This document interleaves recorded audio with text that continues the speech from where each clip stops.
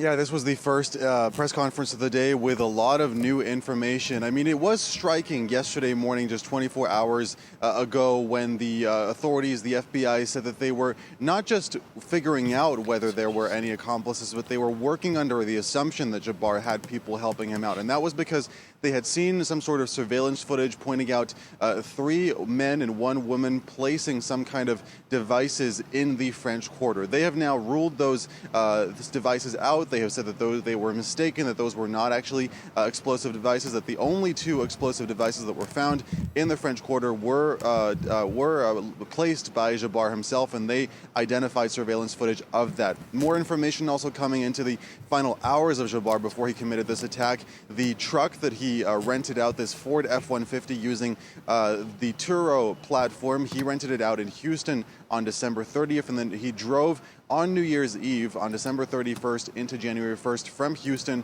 to New Orleans. And then between the hours of 1 a.m. and 3 a.m. and up to just a few minutes before that attack began, he posted 5 videos on his Facebook profile.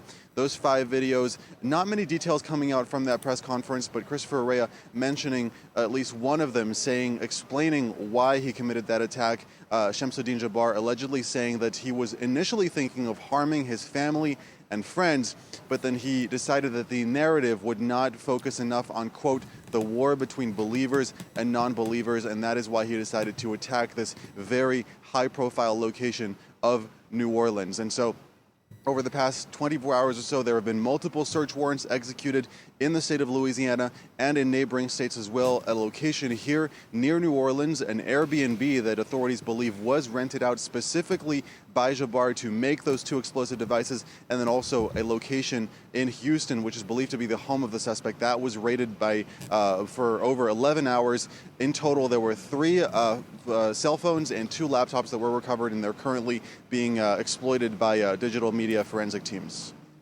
Wasim, the FBI is saying that the truck attacker 100% inspired by Islamic State. There's a report of the flag in the truck that he turned into a weapon to kill the people that he ran into in Bourbon Street. But this is a man who was born and bred in Texas, a U.S. citizen, so homegrown terrorism.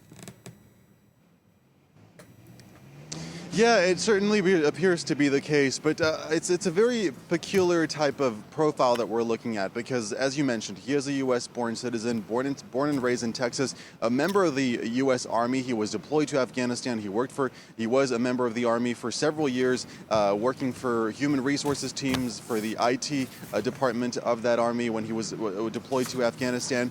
And a lot of people who media outlets have spoken to, including the New York Times, local media outlets who have spoken to, for example, his brother or childhood friends, remember someone who was very kind and very outgoing, a good friend essentially. And he did convert to Islam at a young age, but he had never shown any proof of radicalization. A young childhood friend also mentions that he saw, for example, evidence on his Facebook profile of appreciation for the Muslim faith, but nothing extreme whatsoever. And so right now, of course, investigators are going to determine when exactly the things took a turn for the worse. In those videos that I mentioned earlier, Jabbar says that he had joined the Islamic State group before the summer. We do know that he had gone through some serious financial issues and had been through a divorce in 2022. But there was also evidence online, again, that he was trying to recover with several businesses under his name, and him posting a video, for example,